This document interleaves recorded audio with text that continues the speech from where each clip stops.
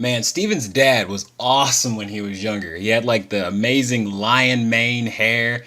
I mean, I knew he was a rocker, but I didn't know he was like, an amazing fucking rocker. And this episode goes much deeper into that, and it goes into his and Rose's relationship, and I love this episode. I hate to keep repeating myself with these episodes, but it really is a good show. Really, I can't think of too many bad episodes of Steven Universe.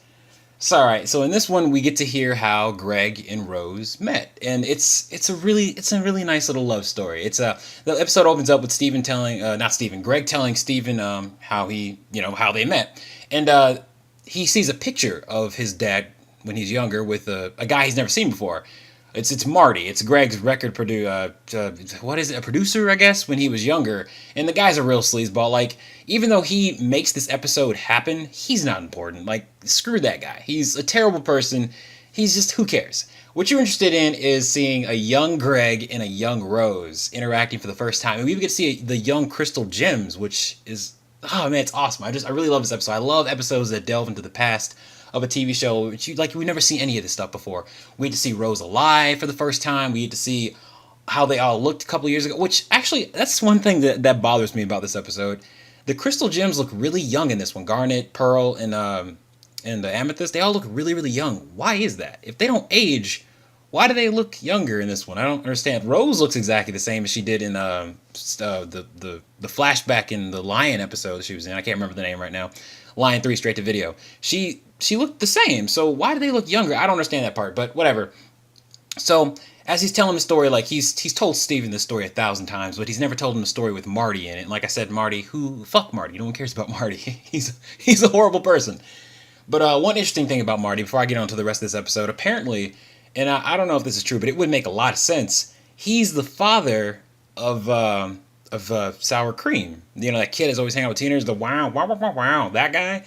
And his mom is the girl we see in this episode who comes out of the back of the van, which is another disturbing scene. What were they doing in the back of that van? Whatever. The episode opens up on a great song by Greg, which, it's amazing. If you haven't heard it yet, look it up. I don't remember the name. It's like a comet by Greg. It's a great song. And it really is it's just a sweet episode to see how those two met. There's not a whole lot to talk about with this one, actually. As much as I do love this episode, there's not a whole lot to go into. We get to see how the gyms treated people years ago. They have like a fence up and they throw out anybody who even comes near that place, comes near the temple. The temple it doesn't have a house yet. Before Stephen was born, it was just a hole in a statue, which is odd. And we also get to see a lot more of Rose Quartz, which is the best thing about this episode, and how she and Greg interacted when they were younger. I love Rose Quartz. She is amazing. And she's also the voice of the girl from Hercules, which I did not hear it the first time. That's crazy to think about. Megara, I can't say her name. The redhead from Hercules, the one who's like, I can't wait to fall in love. That song or whatever, that's her. I did not know that. Also, speaking of singing, apparently Rose Quartz has a song. The actress has come out and said she recorded a song for this season of Steven Universe, so I can't wait to hear what that's all about. So, yeah, that's pretty much it. It's basically just an episode about Greg's career. He gives up everything to stay in Beach City, to stay with Rose, which it's sweet. It's a great episode. It's got lots of feels in it. It's got lots of great humor in it. It's fantastic to see Rose talk for more than 15 seconds. I mean, she's just like Steven. Like, she really is a female, older version of Steven, and I love that. She's such a dork. Like, and I mean that in the best possible way. She is such a dork, and I fucking love her for it. She even gets, like, the stars in her eyes when she's excited about something like Steven. Steven really is a great culmination of both of his parents. Like, he is a perfect mesh of both of them. And then the rest of the episode is dealing with Marty, which I haven't talked. I mean, there's really nothing to say about his character. He's a really terrible person. Like, he's just so sleazy for the point of being sleazy. Like, as soon as he's on screen, you're like, wow, I hate this character.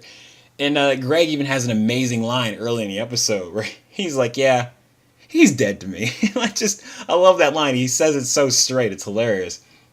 He really is just a terrible character. Like, there's nothing redeemable about him. He's just a douchebag. You really just care about this episode to see Greg and Rose, which is really, really sweet. It's a really short seeming episode. There's not a whole lot to talk about. There's like a song, and then there's the Rose stuff, and then there's Marty, and that's pretty much it. Not a whole lot to talk about. But it's a nice little episode. I love seeing things that take place in the past. We get to learn a little bit more about everybody. I love seeing that. I still don't understand why the Gems are younger in this one. I mean, Maybe I'm paying too close attention to it. I don't really understand. I don't know. Whatever. It's not really all that important. The episode was awesome anyway. And like always, I'll see you guys later.